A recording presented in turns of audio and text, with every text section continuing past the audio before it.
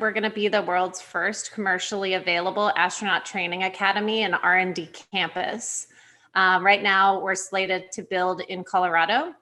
And the facility will have a Boeing 767 for parabolic flights, a centrifuge that can accommodate both human and cargo payloads.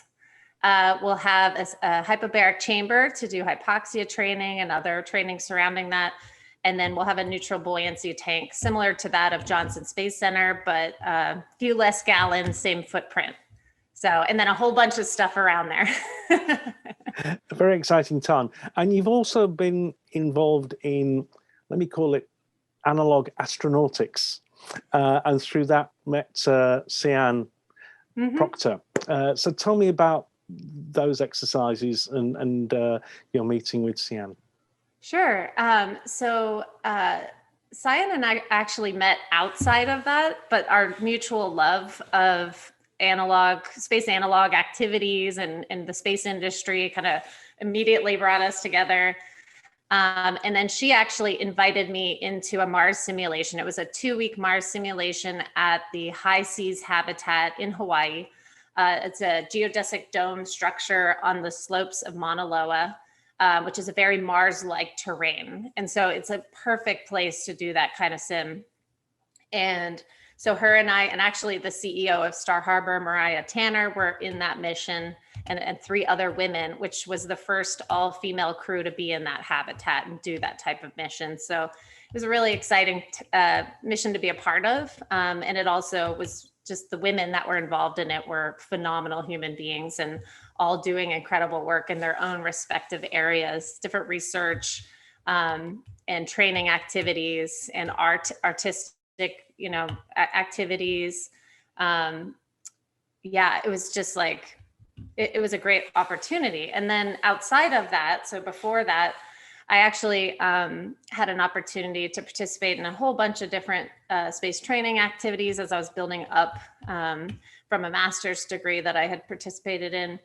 And it was like zero gravity flights and scuba diving. And I actually helped lead an expedition to Everest Base Camp to learn from another company on how to run those expeditions. And so basically I've been building up into this space simulation area myself, and then met Sian along the way, and then just became really good friends along there. And she's actually the vice president of education for Star Harbor as well. So she's on our team, and we're really excited. It's coincidence that she happened to win this competition, and she's on her way to space today. She seems a very motivated, inspired, passionate woman about all of these things, and her energy comes across in the TV series. Yeah, absolutely. I mean, that's why we hang out. She's just pure energy and drive, and she wants to help everyone else along the way. So anyone who's around her is being lifted up at the same time.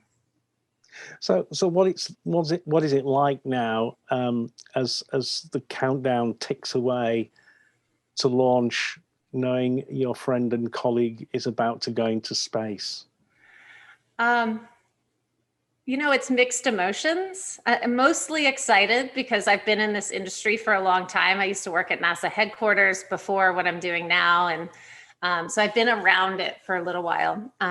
But having it be one of your best friends going on the mission has kind of changed that. And the last 6 months, since they got selected, I've been helping out just general life stuff. Like there's a lot that changes when you get selected for a mission like this, and moral support, but just helping her get ready surrounding this mission. And for me, it's been quite a learning experience to kind of watch it from the sidelines, but also, I'm getting to see her realize her dream that she's wanted for so long. And it's just, and especially now in this last week, we've been in quarantine with the crew and the families and stuff like that.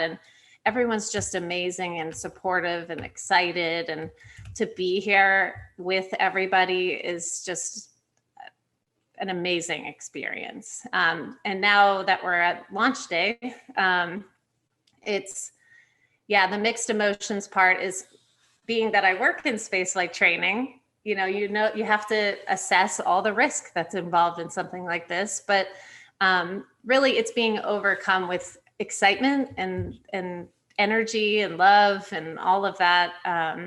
But there's that little bit in there in my mind that, especially when we send them off, when they get into the Teslas and drive off to the pad, it'll be a very emotional time. So how close will you be while that action is happening? Right there. Will you be there for suiting up and then to the Teslas? And I will be there for the Teslas, yeah.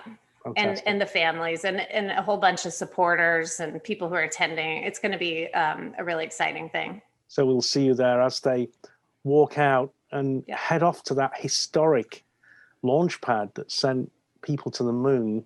Yep, absolutely. Seeing them go through those same steps, and then, as you say, it's entering the Teslas now rather than that big van. But it's quite a moment of reality that they're heading off to climb into that Crew Dragon capsule. Yeah. And last night we actually had an opportunity to go with the crew and go up the tower and look at Dragon stacked on top of the Falcon 9, which is a pretty rare and amazing opportunity to see that. And that was an emotional thing as well. Like, you see it there and, with the crew going, that's my capsule over there. That's the thing that we're going to be launching in tomorrow. It just was a really great opportunity to see it, but to have it really settle in, like, how real this is. Mm-hmm. Amazing. So we're about 10 hours away from launch, just under 10 hours from launch now. I think you're right. 10 hours. Yeah, I think we're about, that's perspective. 9 hours and 50 minutes, something like that. So not that anyone's counting. No, who's counting? But I don't know, how are you going to handle that tension as those echoing countdown comes out across the Cape and you're looking out at that rocket? Well, thankfully, we're all going to be together, all the families that have been here together for the last week. And we'll be there to support. We've become a family over the last week as well. So we'll be there for each other. Lots of hugs, some tears, in thinking about what's about to come.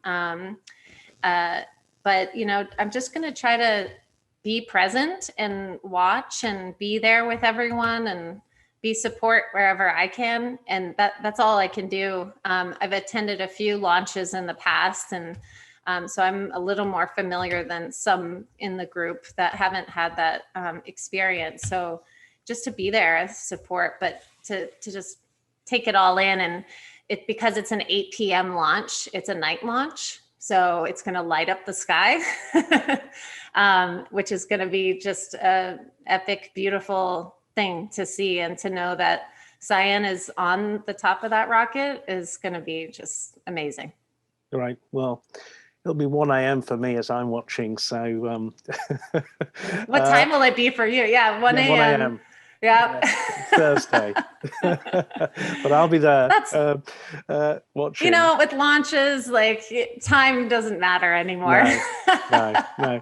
I mean, I get anxious enough, and I've not got that close personal contact. And I know there is there's the understanding of the reality that there is a degree of risk, but this is a very well practiced, safe process. But we've seen some of that anxiety amongst the families, and I guess you're there to support them through that moment, I guess. Mm-hmm.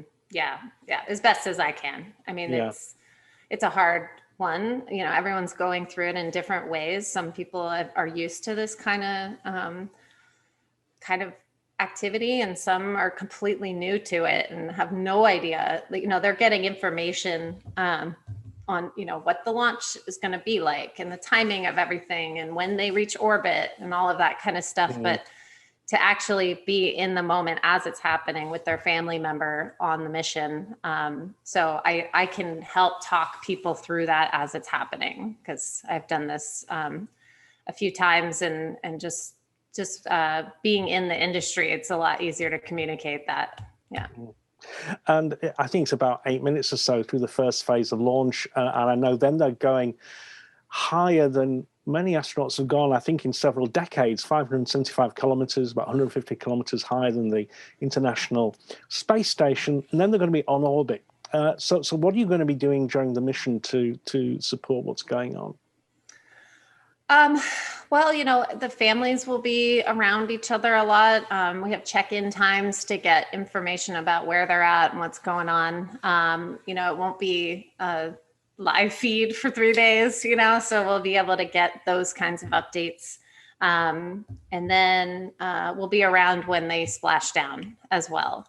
And so that will be a really special moment when we know they've made it back and they're safe. And then we can see them when they first arrive. Fantastic. And what do you think this will mean, the impact it will have, not just on the general public, but those who dream of going into space, and for those who want to train potentially with you guys, irrespective of whether they've got a seat on anything? Mm-hmm.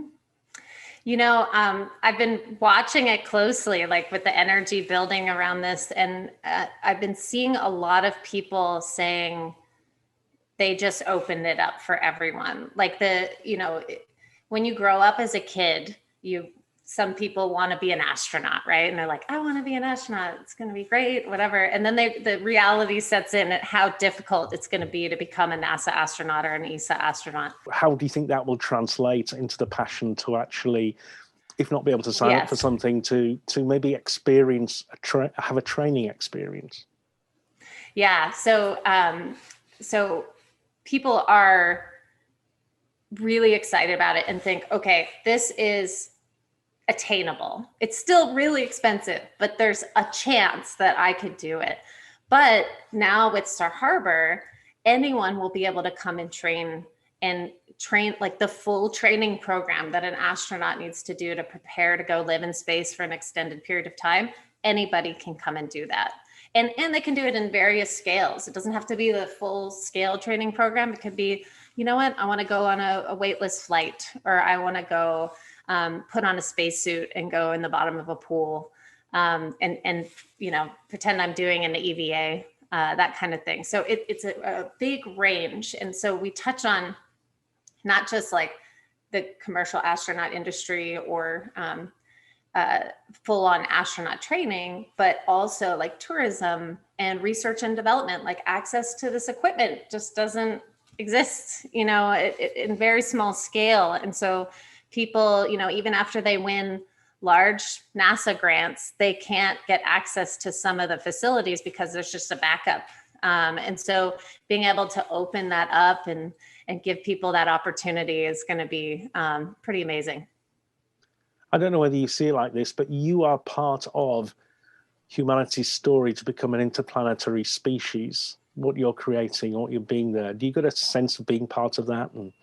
And when do you get your chance to go? I love this. I do see it. It hits me every now and then that what we're building is the beginning of accessibility to space, and making sure people are ready to have that experience, but not just ready like physical training or technical training, but also the mental side of it, like going and having a really good experience when they go up there and live on a space station for several weeks or months, or lunar outposts, like living on the moon for an extended period of time. And these are all the things that we think about at Star Harbor, is that long-term preparation for people. And so it's pretty exciting to be a part of it and to help build it from the ground up.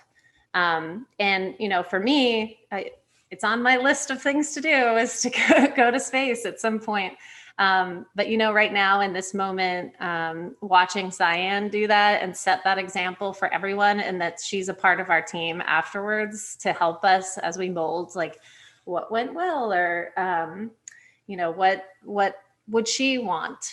How would she want to do things in the future? And she'll be a part of that whole process. Fantastic.